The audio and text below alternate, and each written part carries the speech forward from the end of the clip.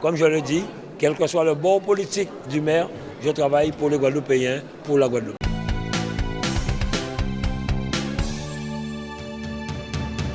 Nous avons eu une très belle plénière avec des chiffres qui ont été effectivement présentés. C'est le compte financier unique qui sera en vigueur en 2027. Nous n'étions pas obligés de le faire pour 2025 car c'est le compte de 2025, mais nous avons voulu le faire parce qu'il est plus fluide.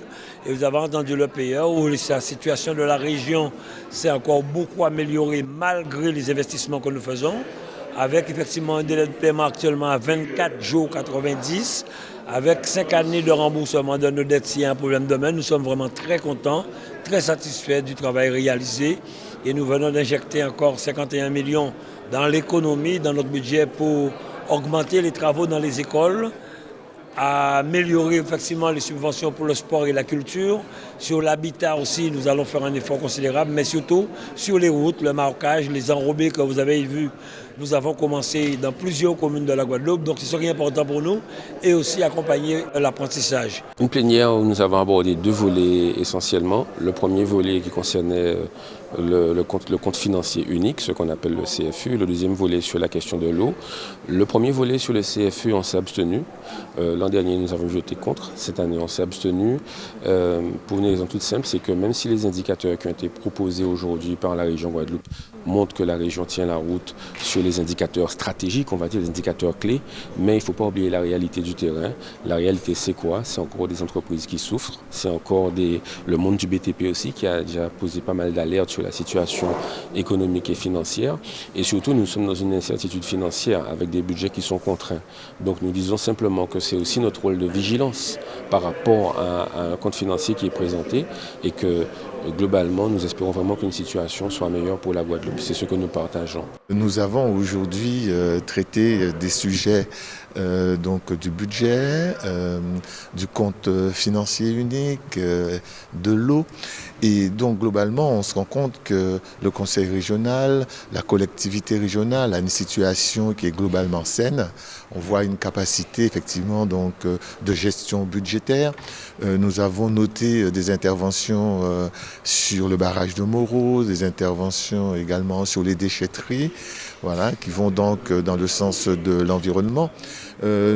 S'agissant donc du budget vert de cette annexe environnementale qui fait partie intégrante justement de ce compte financier unique, nous aurions souhaité avoir davantage d'indicateurs, davantage donc d'éléments pour bien apprécier l'impact des investissements régionaux, donc de ces politiques publiques justement sur l'environnement notamment. Nous avons aussi fait un point sur l'eau, parce que trop souvent on entend les gens dire du n'importe quoi, réexpliquer, redémontrer les 226 millions injectés.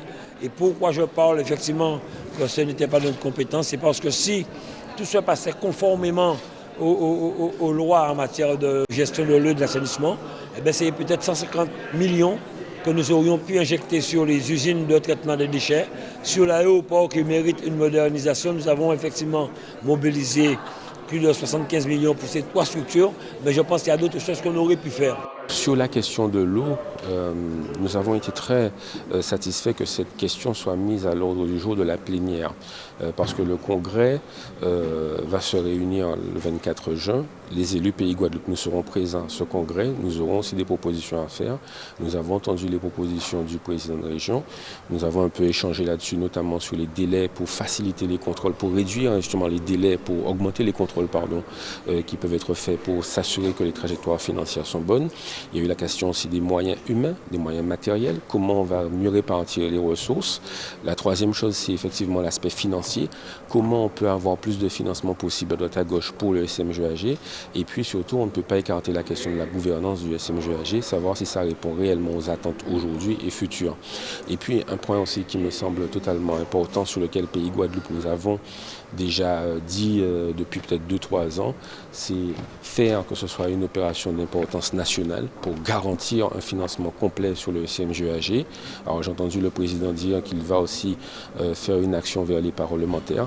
Il est vrai que si nous pouvons faire inscrire sur les lois de finances à venir vraiment une opération financière plus forte que ce qu'on a aussi aujourd'hui, je pense que ça peut être intéressant. Nous ne sommes pas compétents en matière de santé. Nous avons financé des IRM, 3 ou 4 scanners, on ne le répète pas.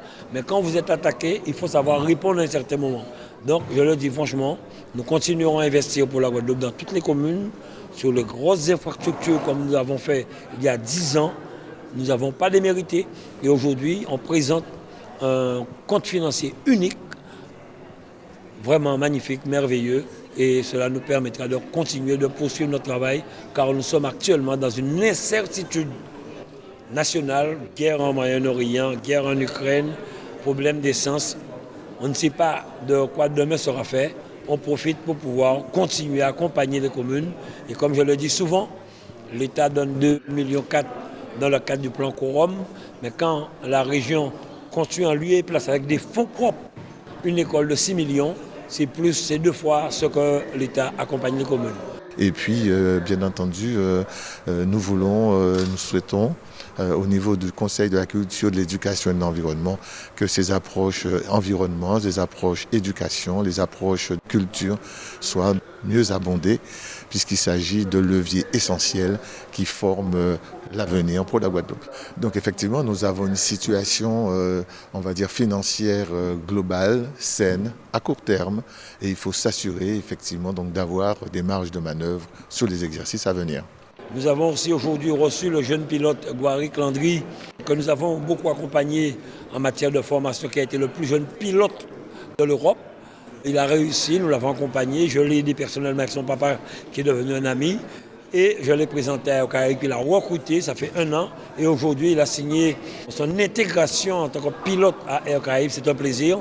Et nous avons profité aussi en même temps pour pouvoir signer des conventions avec Air Caraïbes concernant l'apprentissage, concernant les clubs et comités qui devraient par la suite partir jouer des matchs de National 3 au niveau de l'Hexagone pour que Air Caraïbes soit un partenaire.